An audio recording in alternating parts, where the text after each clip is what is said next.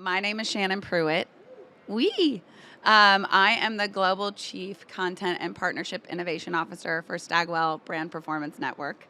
And we are here in partnership with Infinite Reality to talk about the ultimate fan experience.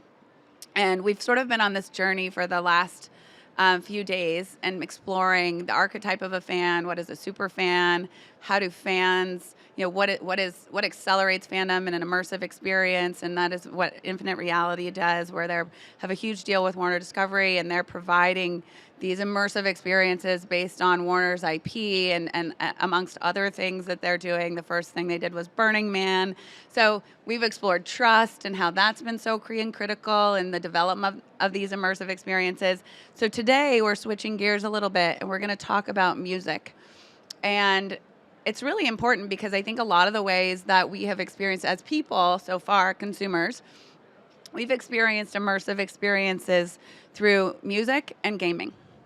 And today we have some experts with us in our expert podcast series who are not only experts in music, but also in the evolution of this space as they have gone on this journey in their own careers. So I'm super thrilled to introduce them. I'm going to let them sort of say a little bit about themselves, and then we're going to dive into some conversation that I, based on the prep call, I know will be very, very exciting and illuminating for all of us, including me. Jon, do you want to take us away? I was going to say no pressure at all.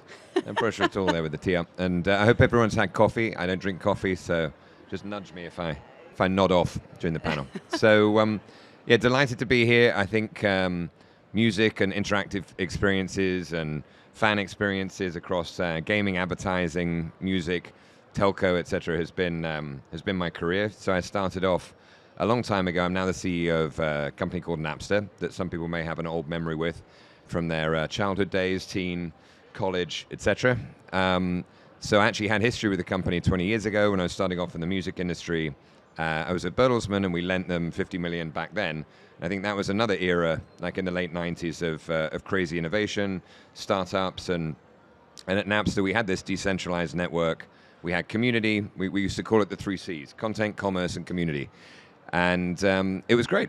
And I think the experience there, we had a German boss. We lent them $50 million. We took $1 billion offer to the music industry, and we nearly got it across the line. But my boss was very aggressive with the industry. He was right, ultimately, that digital would eclipse kind of the CD era, became on a little heavy.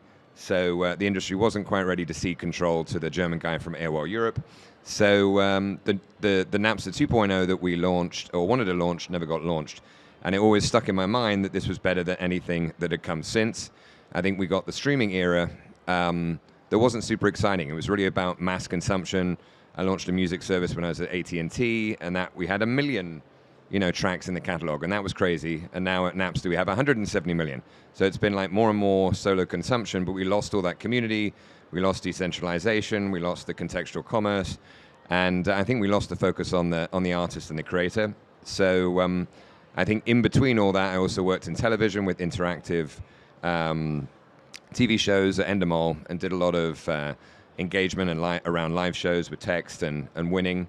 I then worked at Roblox most recently and built a lot of the interactive experiences there with virtual concerts, engaging up to 40 million people in the Metaverse and creating new revenue streams around Virch. So I think now coming back to Napster, it's taking a little bit of all the journey of the past in terms of these interactive experiences, which was I think learning back from my TV days that we did in this 3D painting at Roblox to bring people together around entertainment. Music is such a connector. It's how we express ourselves. It's how we connect with other people. It's so emotive, and it reaches all ages and all types of people around the world. So now the hope is at Napster we can bring a lot of those great experiences, the community, back into music. We can bring the interactivity that we learned from Roblox, bringing these sort of virtual experience back in, and we can bring in the notion of like collectibles. We recently bought a company called Mint Songs as we're transitioning into Web3. So the company was bought in the spring of last year and taken private by a group of top DeFi and, as they now call it, TradFi investors. So we're on this path, we think, to finally give the music industry their next act, and to make that fandom, which we were starting at Roblox, to unlock, where we can unlock these new creative and commercial opportunities for fans and artists and kind of get out the way and bring that to the mainstream with kind of Napster 3.0. So we're going to get more into that. Tease. Yeah. That was a tease from Jon. Okay, Dean, do you want to tell us a little bit about yourself? Yeah, sure. Thank you. Happy to be here. And I'm the lead writer for GamesBeat. My name's Dean Takahashi. I've been at VentureBeat for about 15 years. And I've covered games mostly for the last 27 years. And I've actually been a tech writer, though, for about 34 years, mostly in Silicon Valley. And I also organized the GamesBeat Summit conferences. We have one coming up in May 22, 23 in LA.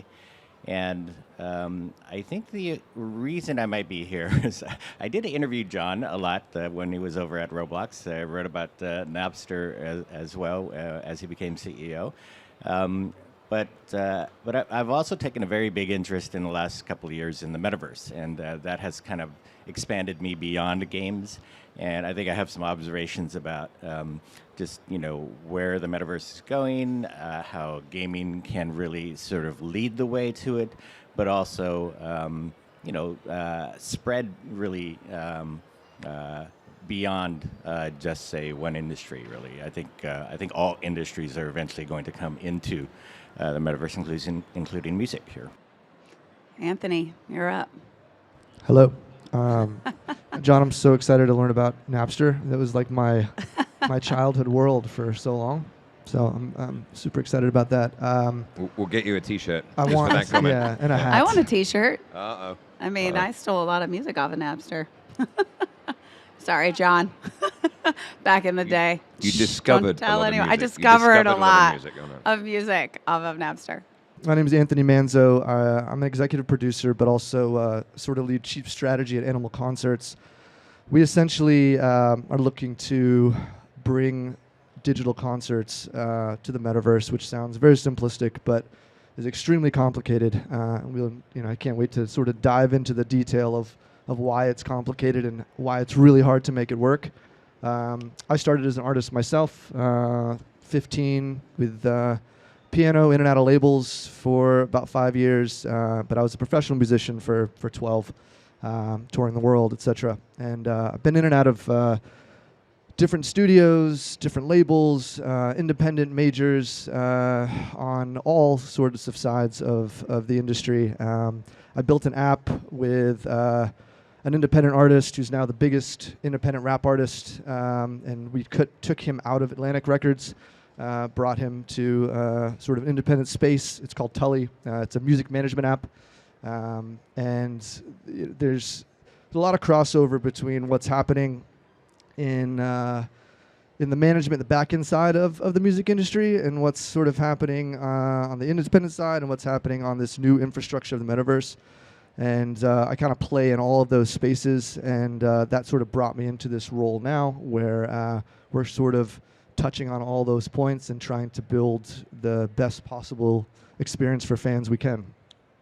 Yeah, it's so interesting, right? Because I think there's a through line in all of this, which is really about dot connecting, right? How you took all these different moments in your careers. And like Dean, you're saying, you originally were sort of really in the gaming space, but now as you've kind of dove into the Metaverse, I know I saw you just wrote about digital fashion, and you're exploring these other territories. And I think even for me, right, we just discovered in the pre that I've known Jon for a really long time. I think you were at Endemol when I met you, and I was at Fremantle.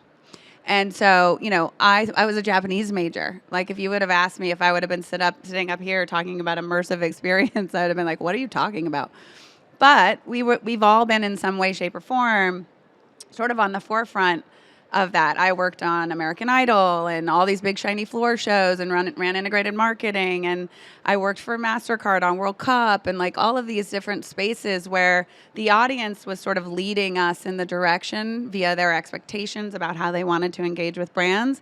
And we were playing catch up to sort of figure out how to develop those experiences, right? So, I did the Walt Disney World deal for American Idol. That was an immersive experience in its own way, bringing a piece of IP into a place where people are spending time and want to have engagement with the brands they love. And so I think it would be, I think we'll go reverse engineer this a little, which is, Dean, you were talking about how, there's some real insights I think you're probably discovering as you kind of navigate this world, interview all these people, really understand sort of what are the expectations of fans, and then what are the opportunities, we'll call them, for the companies that are developing these experiences. You obviously intersected with Jon when he was at Epic and Roblox. Epic. Sorry, not Epic, Roblox, my bad. Jeez Louise, so judgy, Jon. So anyway, but Yeah. Would you tell us a little more about that? I got my metaverse education coming in from science fiction, right? And being a tech writer and science fiction, they go well together. And I read the original Snow Crash when it came out in 1992. Starting around 8 years ago, some things started working that were always supposed to be in the realm of science fiction, like artificial intelligence, right? And I had the chance to write the very first story on NVIDIA back in 1996 or so, and so I stayed close to the CEO. And Jensen Huang is like a very extraordinary individual who's built a huge company now with hundreds of billions of dollars in market value. And one of the things he started saying as AI started working was that like science fiction is becoming real. And now that we made this breakthrough with with neural networks, everything else was going to start falling into place. And sometimes you don't believe it when you hear something like that. But when you see all the rapid change that's happened since we've got things, and now we're at this stage with generative AI, right? It's a lot more believable. And that, how there were always questions of like, how would you ever build out something as big and as ambitious as a metaverse, right? Well, with you may not need to build it all out. You can have users come in, like user-generated content with Roblox has really come on the scene. If you empower those people with something like generative AI, because generally they don't know how to program, like a lot of the, say, people on Roblox are consumers and not creators, right? If they had learned how to create and turn their ideas from simple ideas that they could type on a piece of paper into something real, using something like, say, ChatGPT or generative AI from other sources, then you're talking about a huge amount of content is going to be possible to create. And another thing that a fellow named Jason Rubin, who's over at Meta, said was that the metaverse is going to be 3D animated. I think most people are going to agree on that. And to do 3D animation, you need a game engine. And the people who know how to use game engines are game developers. And some of that prediction is coming true, that game developers, games are leading the way. And I've watched more recently That Game Company, led by Genova Chen, created a really cool sort of meditative experience called Sky. And then more recently, last December, they launched a virtual concert version of Sky, where they had a woman singing some beautiful, really beautiful songs, but to the backdrop of all of the awesome imagery of Sky, and they were bringing in thousands of people in real time into the same virtual concert experience that could still interact with each other, like they could interact with each other like 10 people at a time. And we wouldn't have that kind of experience so early in this metaverse era if it weren't for these game developers.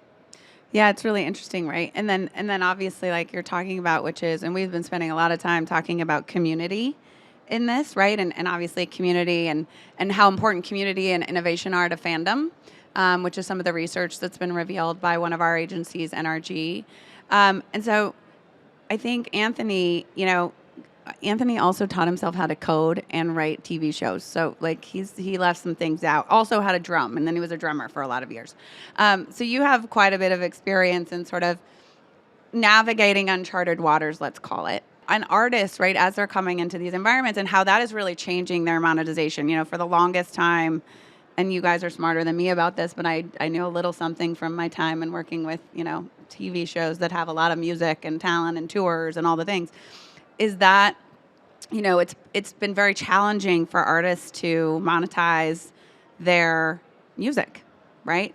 And this particular opportunity creates an opportunity for them to not only connect, but also nurture and monetize their communities, right? And the way that they show up. So can you talk a little bit more about animal concerts, what you all do, but also, you know, how you're thinking about kind of bringing the artists into those environments and creating that experience for fans, and then, you know, where does it go from there?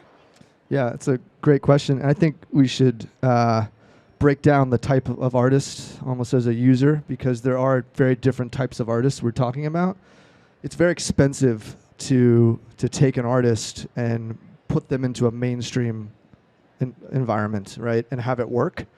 So we're talking about big artists that have had significant success in the metaverse already. Ariana Grande, Snoop has had incredible success. He's a great case study. We can talk about that for what labels I think are going to do. But you've got Travis Scott, you've got a number of people that have made a significant amount of money, but these are big artists we're talking about. And now we have a whole other section of independent artists that don't necessarily get the opportunity to make that money. So how, you know, the big artists are, it's a little bit easier for them to monetize. For them to take their music from one distribution outlet for streaming and put it into another distribution outlet is relatively easy because they have the bank behind them. But for an independent artist, they don't have that budget. They don't have that bank system. So how do you create a better system for the independent artists to actually monetize their stuff?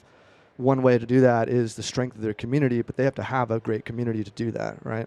So, you know, we're looking at a system that has to be thought about from a different perspective than just one single artist, right? So for us, we're taking that into consideration because that's a huge factor. There's a number of incredibly talented artists that have catalogs and catalogs of great music, but how do you put a value on that music, and how do you create demand for that music? Creating great experiences is a way to do that. So if you can create or start to look at ways to build and design systems in the virtual realm that help navigate people to a great artist or a great sound or great catalogs, I think you can help them monetize in that way. But I think we have to think about that, and that is something for us that's extremely important. Yeah.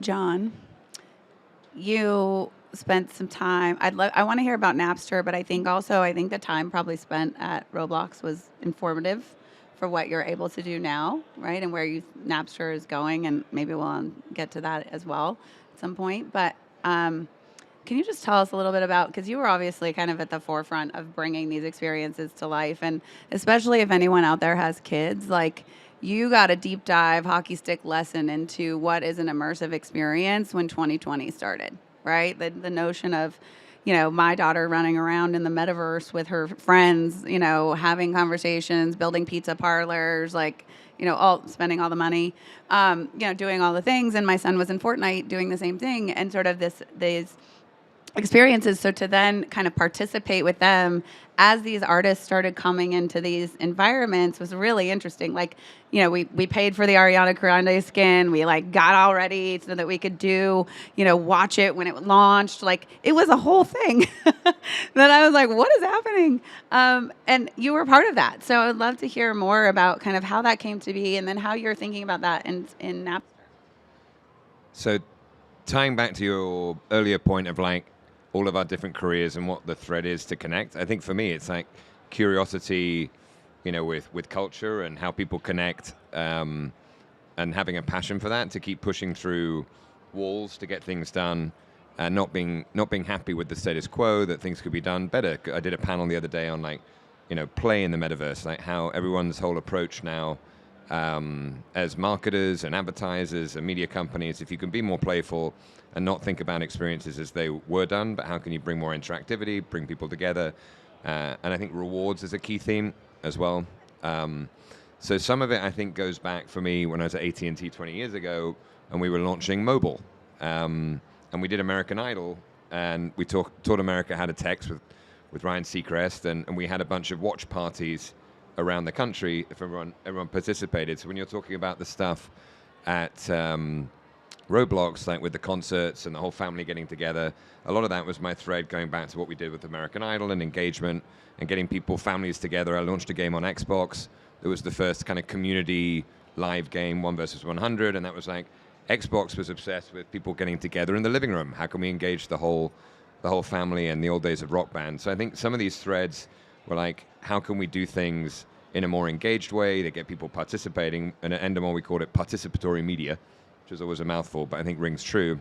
So I think the fun thing, I have an 11 and a 13-year-old, and for them, when Dean would write and I would try and catch up in terms of what we should be doing at Roblox, but we pushed the ball from kind of a standing start, and the Lil Nas X concert was definitely the first lighthouse example of something at scale.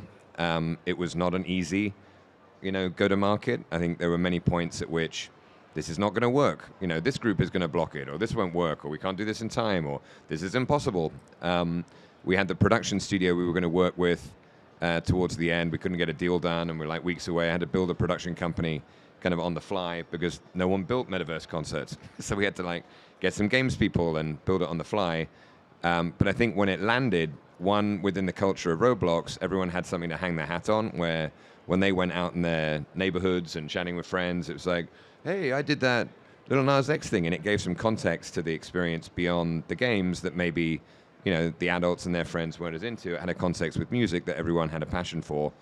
And I think the realization with the community, so my kids' first ever concert was a virtual concert. So that was kind of mind-blowing, where for them, they didn't see any difference. And I took my daughter to her first actual concert, like real-world concert, to Ty Verdes.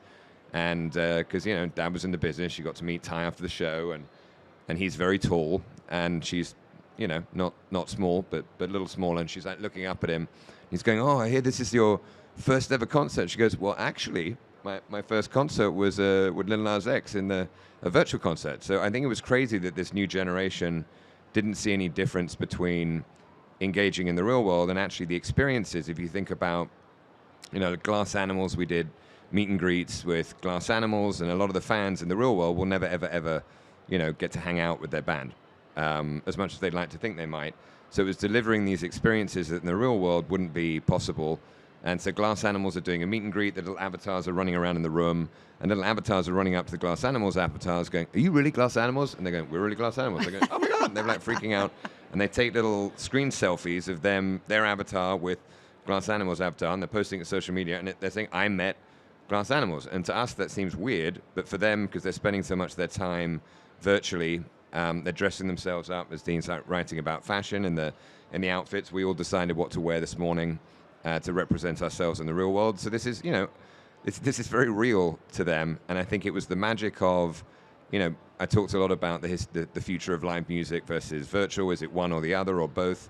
And I think it's going to be a nice marriage where, if you're front row at a show, you've paid lots of money. For the artist, you're still black.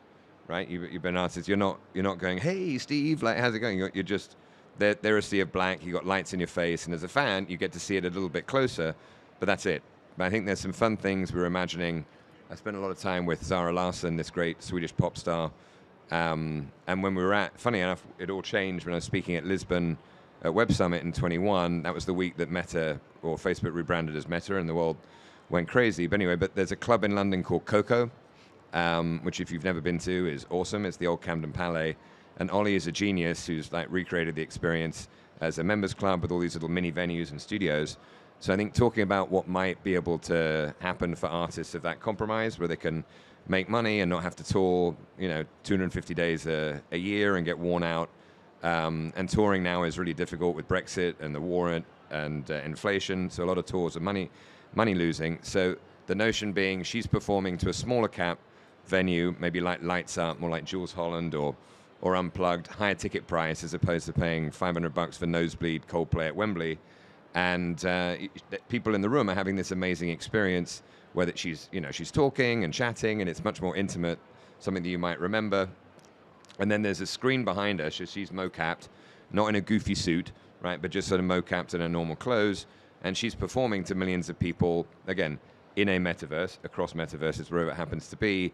And then imagine there's a chat screen where for $1, $3, $5, people are able to send messages from all around the world, and say, hey, Zara, Anthony, it's me, Anthony, in LA. It's like, I love you, let's work together. And she may or may not turn at that point, going, Anthony, yeah, let's definitely work together. Then Anthony freaks out and go, oh my God, she actually spoke to me, which you would never get in a real concert. So that extra revenue from the participation, a way to reach millions of fans, which she couldn't do anyway. We forget that concerts are a very elite experience that most people don't get to go to because they're expensive, they don't tour in their cities. So suddenly you're reaching all the fans in their bedrooms, you're getting your message across as an artist, which is what you want to do. Fans are able to have these intimate experiences, and the artist can have a longer career where they don't have to go on the road all the time because they're having these other new revenue streams, but mainly also this creative connection with the fan, where the fan feels closer and fandom can kind of grow and sustain their careers. Anyway, blah, blah, blah. I'll get off my soapbox, but that's that. It's so fascinating, though. I mean, and true. And also, these are the real-world examples of this happening, right, in real time. And because I've been now with the Infinite Reality folks so much, right, and the experiences they're designing, and Hope Frank, who's the CMO of Infinite Reality, says that you get to be kind of the director of your own experience, right? And I imagine for the artists, like Dean, you're talking about generative AI, and artists have been designing their creative expression in their world, for as long as we have understood music videos, right? So Rihanna's music video is going to look different than Dean Lewis. That's going to look different than Taylor Swift. And every independent artist who's creating a music video in their bedroom, right? But in a world of, like you're saying, generative AI, are we going to start to see even more of that, right? Like it used to be sort of a linear experience where they would design the experience, I would watch it, I might embrace that, how their vision for that song is coming to life. But is there a world where they're designing experience and then the community is designing their experience with that song in their own version of how they're interpreting the feelings, the words, the stories? These are all stories they're telling, right? Is that kind of where we're headed? Perhaps. Yeah, there's some very interesting sort of dreams everybody has right now, and some very real challenges that stand in the way of those dreams. And I want to see the Star Trek holodeck happen, right? But the internet is not going to catch up with that dream for quite some time, right? To make it so you can switch worlds just like that, right? And I think we're seeing just almost in real time all of these events unfold where we barely have the capacity to do some of these things that we really want to do. Everybody remembers the Travis Scott concert in Fortnite, right? And it was 27 million people that eventually got into that experience. But they could only do it 100 people at a time, really. And the Unreal Engine and Epic Games, they're at the forefront of multiplayer experiences, and the actual interaction that happens between people when you're in a real-time game. They capped it at 100 people because that's how many people could fit in a server, right? And if you crossed over from one server to another, then you had an enormous delays. And so if you had 101 people, that 101st person would have had a really bad experience waiting for something to happen.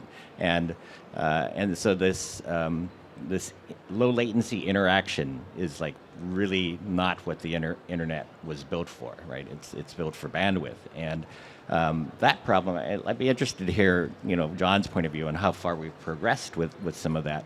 But we have seen these experiences like Sky that I mentioned, and I think Pixelinks is working on this, and then maybe one of the most interesting demos so far was was the Bored Ape Yacht Club people, Yuga Labs, and other side. And they actually teamed up with a company called Improbable, which has a very different kind of distributed operating system built for real-time interaction. And they combined 4,500 people into the same experience, hopping around, interacting with each other, and I think they say they've got it up to 20,000, and they're about to do, say, another demo of this technology. And so when you're getting that numbers of people, that feels like a real concert, like where any one of those people, say, in the same space could interact with any other person in that, like, say, stadium. And that, as a networking challenge, is just orders of magnitude harder than what Epic was doing with Travis Scott. And I think, like, I'm closely watching that technology. I mean, I think it's relevant for all things related to the metaverse. Like, if you're a Lord of the Rings geek and you want to see the Battle of the Pelennor Fields happen with 50,000 orcs and 10,000 riders of Rohan, it will be possible one day to actually have that kind of experience where thousands of people are in the same game together. But that's where the internet has to catch up with the metaverse dreams, really. And I'm very excited that these things are things people are thinking about. But yeah, the difference between Travis Scott and these thousands of people interacting is kind of like the difference between Second Life and what everybody's idea of the metaverse is now. Yeah. I would say like I would actually have two parts to this question. So one would be technology and access, right? Two things that are enabled and also could be challenges for the metaverse as we're thinking about it, right? So from you, Anthony, how do artists think about when you're going to stand up a concert or something like that? What are the expectations of the artists, right? As you're sort of telling them we're going to do this experience, and then Jon, kind of to answer Dean's question, right? Like Napster, you're coming back in. You've been there for 6 months now, I think, ish, and like how are you seeing that road and what that's going to look like? So, Anthony. Yeah, for the artist expectation,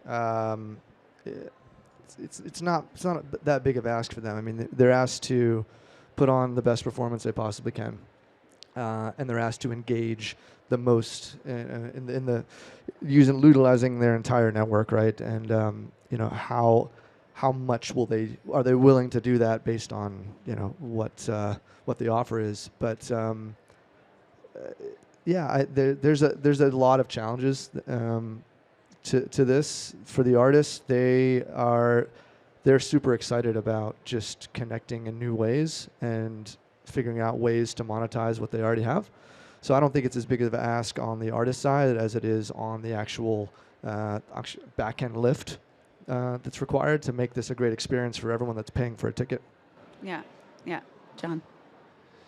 So I think on your earlier question in terms of the tools, so from what could be done, could fans be able to participate in the creation of the experiences, your early one, and then these two.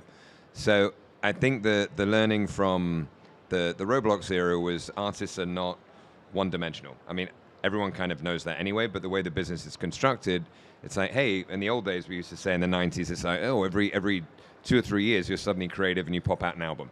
And then what are you doing the rest of the time? And the artist is right, we're creative all day, every day. Like, how can we put out more tracks? In the digital era, it was like, we can do singles outside cycle of album drops. Anyway, still we're kind of stuck in that paradigm. So I think the insight at Roblox, in terms of really coming to the forefront of how creative artists are and how they want to express themselves, when we had like working with 21 Pilots, it was like working back in television. It was like I was doing an HBO show. These guys, the lore of the band anyway, if you know the band, is insane. And they just took to it in terms of making these. There were kind of treasure hunts and experiences all across Roblox, and with all the lore, there were things you unlock and get. And they were driving, all of this. We were kind of shepherding. And then the experiences in each world, it was a non-linear format. So you could kind of choose the direction of the show. and the painting of the world. It's like, what do you want? And they were very. If you've ever been to their live shows are insane. So it was kind of reflective, and finally they weren't limited. Going, here's a song, and you listen to it in your headphones or in the car, which is not how they want to express themselves. So I think it was the notion that if we give artists the tools to create, in 3D worlds with art, with video, connecting with their fans, and they love hanging out with the fans again, which is not creation necessarily; it's just fan connection. So the learning we're looking to put into effect at Napster is so right now streaming for me is like a metaphor of a festival, right? So you go into the festival gate, you pay your monthly subscription, and then you go into this kind of festival space with big speakers, and you can listen to any track in the world. And the speakers are differing quality of sound, and that's it. That's streaming. Not very exciting. So then the first thing we want to add in is community, and we learned that from gaming. Like, community is key. You have your friends there. You then want to flex, and you have gear, and you show off, and it's a more meaningful experience. The next area is the sort of bands and brands merch tent, and that's the logic that usually when you go into a ticketed event, you spend another 50% on stuff, merch, and gear to express your fandom. So that was the notion of the Mint Songs acquisition, and then the third leg is kind of the festival stages and tents, right? All the experiences and magical things that you get at EDC and festivals. So that's the notion of building out these virtual world experiences and kind of video concert experiences and meet and greets. So imagine if you're an artist and you can come on to Napster 3.0, we'll be rolling out, and you have a kind of a toolkit or a dashboard where you can create whatever you want to create, whether it's new collectible songs, artwork, video, shout-outs, or experiences in 3D worlds, video. So we have the toolkit. Either we build it ourselves, we buy it, we partner, right? So we have best of breed. So as an artist, you can express yourself however you want to express yourself to connect with your fans. We already have millions of storefronts of the artists, so they're easy to find. I think one problem of Web3 is not everything needs to be decentralized, so having centralized discovery. I joined a DJ's club, big DJ's club over the holiday, paid my equivalent $150 in ETH, and honestly had no idea what I got or where to go, right? Which is a bit confusing. So Napster already has all these storefronts in place. So as a fan, I can go and see, Glass Animals have some new thing going on. They got a new concert happening. It's already contextual, and then I can see other things. We have 20 years of data to connect other things that might like, and we give that fan data back to the artist.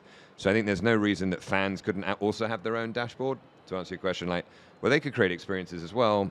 Doja Cat, when we were talking to her, and Grimes, love the whole idea of giving the fans access to all their assets and letting them have at it and create. So I think the opportunity, again, to give tools for creativity beyond just the music as the output, I think is great. And Roblox, we had a learning of that creator economy where, we talk in Web3, wouldn't it be amazing if, someone in Guatemala, a young girl, could create assets and feed her whole family and have people buying it all around the world in some token. And that's basically what we had at Roblox.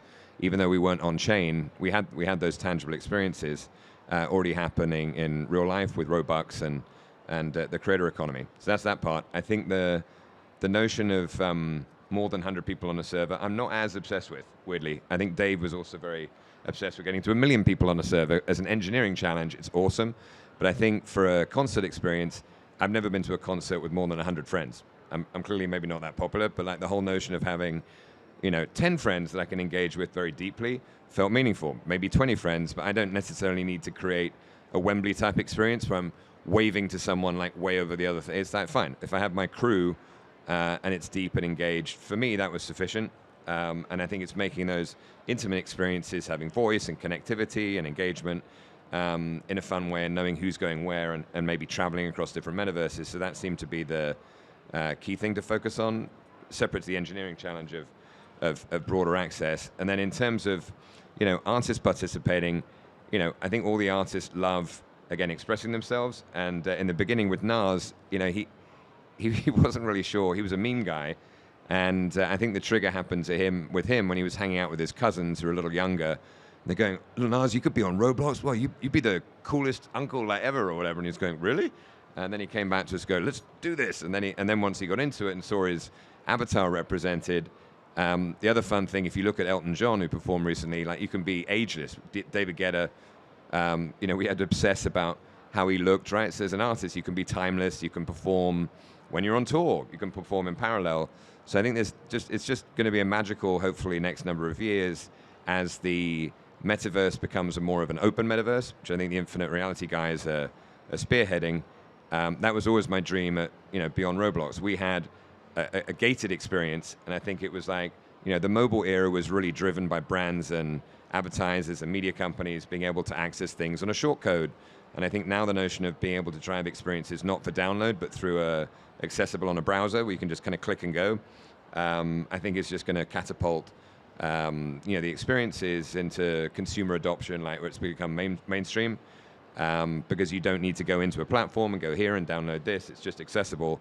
And I think if we get away from the obsession of having tens of millions and just having, like, I engaged 100 people around my show, had 500 people and 10 people came on and hang out afterwards, I think it's amazing. So then it will become more normal, people will talk about it, and then I think we'll see these amazing experiences get adopted by normal people who can create them and not having to make it such a kind of big lift. Do you think for the artist, right? So community, right? Community can be 20 people, it can be 50 people, it could be 100 people, but the ability for these experiences to sort of find our niche. Like we really started to see it in like Discord, right? Where people were organizing themselves into these small communities, right? But very active. They were talking all the time, and we were joking that, like, one guy said in the panel, like, my first experience on Discord was through my kids' preschool community group. But like you have other friends who I have a colleague who I work with who's a huge gamer, CEO of a company, huge gamer, and she organizes a Pokemon channel, and there's music and artists. And so in these immersive worlds, right, are we going to start to see, like, is the architecture something that looks like Spotify, where we organize ourselves into genres and then we discover? Is it more like the artists themselves will lead their communities in, and then the communities themselves will popularize fandom in, in that discovery, in those interactions? Like, how are you, I mean, the question kind of goes to all three of you, actually, because you all kind of represent different aspects of that. But curious to know that. And then I think we only have a few minutes left after that. I'll go quickly. I mean, I think I'm obsessed with community. I had an app separately, is Tribalist, and we had Tastemates. I was on it. I was one of the first. And Tastemates was like connecting people around common interests. So it's been an obsession that commonly called the interest graph. So I think, it's ridiculous that all these media platforms, our current platform included, everyone is the same. It's ridiculous, right? Because everyone has these different experiences on the platform. Some fans are good fans. Some fans are on there. You think my daughter's on Snapchat, she has a Snap score. And it's very clever. Like, the more she uses it, the higher the score, basically. So we want to start engaging the community, first of all, by giving feedback. So I've been checking out Black Angels at South by. If you haven't heard of them, great band. So I am a super fan. I got to meet Alex yesterday. He's an Austin-based band. I'm like a little fanboy still. So sharing that data back with the fans and kind of bringing light to the community where everyone is not the same. Everyone is not the same Spotify user, Napster user, Netflix user.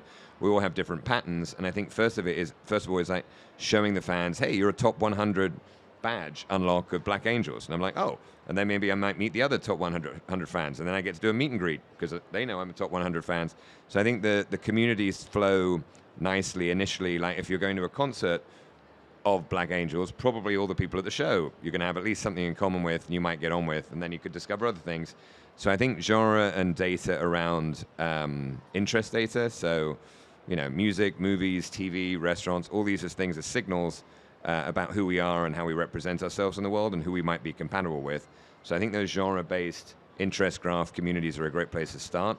And I think it's easier, instead of a lot of people have tried to jam music into Discord. I looked at investing in Rhythm, and that's now trying to come back again. I think it's much easier to bring, and we looked at Roblox bringing music in. I think it's easier to bring the features into music where people already hang out every day. So look to see community features coming in, or if you're a Glass Animals fan, you're going to get connected with other people. If we're a high overlap in taste, we'll get connected and communities will start to form, and that's what the artist wants. If you were fan number 5, they want to know that, and they want to connect with you, they want to reward you, engage you, and you want to feel good about it, right? Because it's that whole thing. It's like, I was the first fan of, blah, blah, blah. And it's like, oh, of course you were. It's like, well, you can now prove it because it's all on chain. So good for the fan, good for the artists. And I think it's a natural way for people to connect around interest, because it's hard to connect now. And I don't want to get on to dating, but anyway, but I think interests are a more natural way to connect with people versus like looks and swiping. So. I think like community is really the goal, but I don't think everybody should be satisfied with what we can do today, like on something like Discord, right?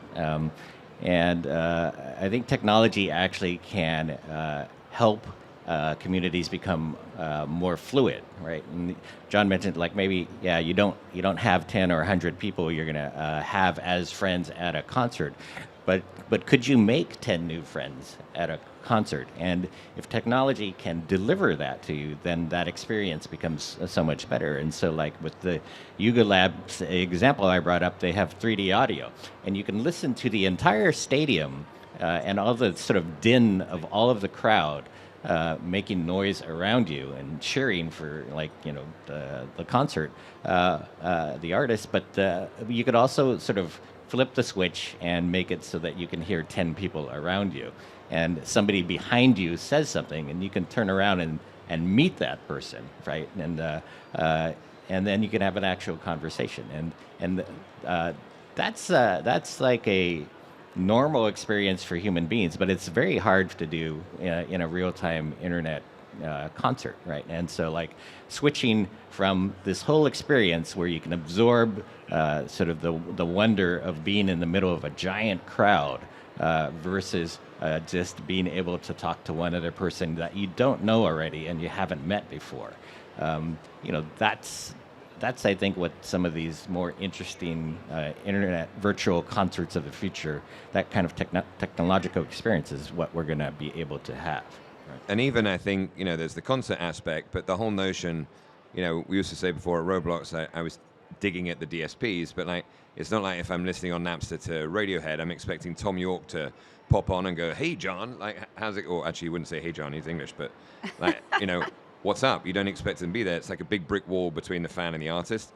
But a simple thing there, like we all remember the old days of AIM or on Messenger, the little like, is online. So why can't you have like an artist, if we have an easy toolkit and, they decide to hop on and they go, oh, we give them the data and they go, oh, I've got like 20,000 fans listening to OK Computer right now. I'll pop on. And then suddenly as a fan, you get a message going, Tom wants to hop on the chat, and suddenly you're chatting with Tom York. It's a very natural, and you're meeting other fans in the chat, kind of like Twitch style, and you're chatting, and you're already on the platform, so then you start sharing music and connecting and following each other.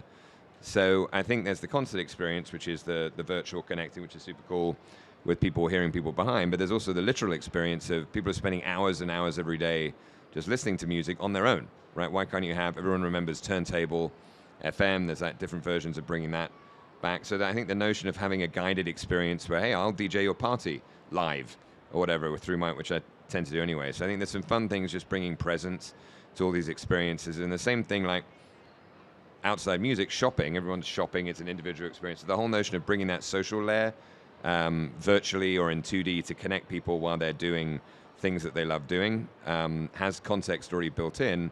And then you can have these contextual relationships that grow fandom of whatever the brand is you're related to or engaging with. Yeah. Are you seeing that when you do your concerts? So, sort of the notion of the energy of fandom, right? Like if you walk in a stadium by yourself and you're just there alone, like that's not as exciting of an experience as if you're with other people, right? So are you seeing that when you're doing animal concerts? I think it's a combination of both. It has to be highly personalized going forward, but it also has to be highly considered of the actual experience design itself, right? Like how much detail can we pay attention to for someone coming into the show and the artist itself performing, right? Like the easier you make it for the artist to do a phenomenal job, the better the performance is going to be. But the experience for the user coming in, and all users, right? There's so many different types of users with all different types of data that we're collecting that we have to take into consideration. That all has to be factored in to make a seamless experience. So with us, how can we make the most seamless experience? But at this time, until computing power and cost comes down, computing power comes up, and that convergence happens, we need to build on top of existing infrastructure that has audience. because to think that you can take a sizable audience and move them around, it's quite difficult. Roblox has a sizable audience. Fortnite has an incredibly large audience, and you can build into that. But how do you build very tailored, very personalized, high-touch experiences in those worlds to make them better? The merchandising, skins, identity to me in the metaverse is fascinating, and the idea of even monetizing identity for time periods is a factor. I can exist as an artist in this time period or in this look, and I can provide that to the audience for a given amount of time. So I think there's a lot of ways to interact, and it's just about the detail of interaction.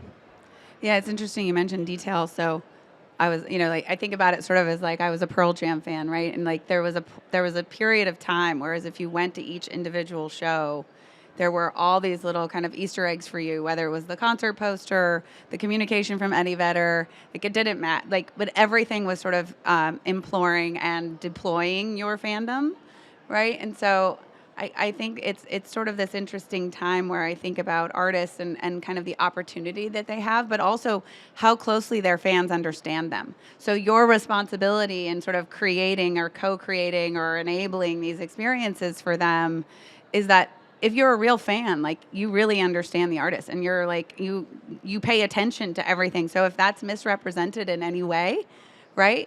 The fans themselves will have a moment, right? And this group of fandom, this generation, the generations to come, have sort of no tolerance for misrepresentation, lack of inclusivity, a lot of different things and themes that run through a lot of this stuff, especially in music, right? Music is also a very inclusive platform and way to like participate and engage with other people.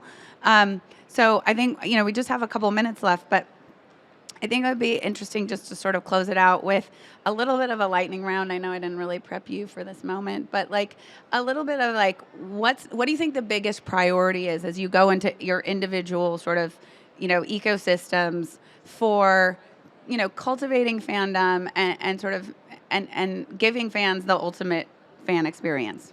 So Anthony, I'm gonna start with you, and John, I'm gonna end with you. I think the most important thing for us is making sure that both of these pieces that John and Dean both mentioned, where it's easy for me to connect with somebody else. Like I want to be able to build my community. That's a high priority. But I also want to be able to have a phenomenal time with the community that I already have. And if I bring them in and I say, hey, I bring my best friend who doesn't have a lot of experience in the metaverse, and there's a relative it's not difficult, but if you've never been inside the metaverse and navigated around it, there's a learning curve. So having someone come into that world that hasn't been in there and making that very easy for them, I think is highly important. And I think that if I look at the big problem as a whole, the interface or the user experience of me coming into the metaverse or buying an NFT, I think if we can improve on that, that would be very helpful for adoption. Great. Dean? I think what I'm encouraged by is that so many people are trying to solve the same problem with the metaverse. And, the metaverse offers the chance for a lot of things to come together as like a single ecosystem. And like a great example of that is like, say, the Last of Us show on HBO, right?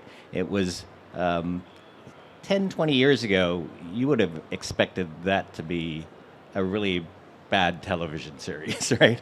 But it was a great experience now because we have like directors in Hollywood who understand games and respect games and know that some of the best stories that have ever been done are coming out of games. And they've kind of mined all of comics, right? And so that sort of door into a new franchise intellectual property is kind of feeling like it's maxed out. But borrowing ideas from games and turning those into a series, like that's just one more door into the metaverse. And if you have this single ecosystem, then they could all sort of start working with each other. NVIDIA has collected a lot of this together for tools for collaboration in what they call the Omniverse. And so, like, you can have people working on the same problem and getting them to share things together and to reuse things that have already been created somewhere else, right? I think the gamers want to see the big Lord of the Rings battle, and the music people want to see giant concerts. Well, it's the same technology. They can borrow it from each other and get to where they want to go faster. Yeah. Jon? Yeah. So I think to Dean's point, it is very encouraging. It feels like time was frozen for 20 years and we're back to this era of innovation again. So just looking at the amount of startups that are trying to make things better is really encouraging. So I think for us specifically in the music space, there are a lot of insights where you mentioned you're going to Pearl Jam concerts. That the whole notion that the live industry is so separate to streaming makes no sense, right? So I went to see The Script in Singapore and 7,000 screaming fans, they leave with nothing. So I think starting to re-architect the business around fans and artists at the core, not the old outdated business models. If we can, create a platform that really meets the needs again of fans and artists, connects them, I think the whole experience for both sides will be magical over the next number of years. And I think there's a more important point where I think art is not a luxury, it's a right. And I think art is at risk. We're all sitting here in Austin and staying in nice hotels, but if you're a working artist, it's a tough time, right? Because streaming, we all know, is not delivering the results. Touring is now difficult, as we mentioned with the war in Ukraine, et cetera, et cetera. So if we can unlock, I feel it's a responsibility to unlock that relationship between artists and fans, allow them these amazing tools to create and connect with their fan base, and allow fandom to kind of flourish. That will sustain these careers, keep art alive, and make the whole experience much more fun for everyone, to bring music away from background, which I feel it's sliding into, back into the foreground. Well, I think that was a very well used hour of my life. I feel like I learned a lot from all of you, and I thank you very much for being here. Love to thank also the Infinite Reality team for partnering with Stagwell and our Stagwell team as well. It's been a fascinating conversation, and if you don't really understand all the things that are being discussed, which you probably do if you're here, but go spend some time with a 9-year-old or a 7-year-old or a 12-year-old and watch them engage in all the things that they just talked about, seamless, communities and how they navigate in their worlds and how they participate and the expectations they have and the conversations they have. And it's really an eye-opening experience for where we're going, and highly recommend. It also can be very fun. And I just want to say thanks, guys. You guys were amazing and appreciate you all. Thank you. Thank you.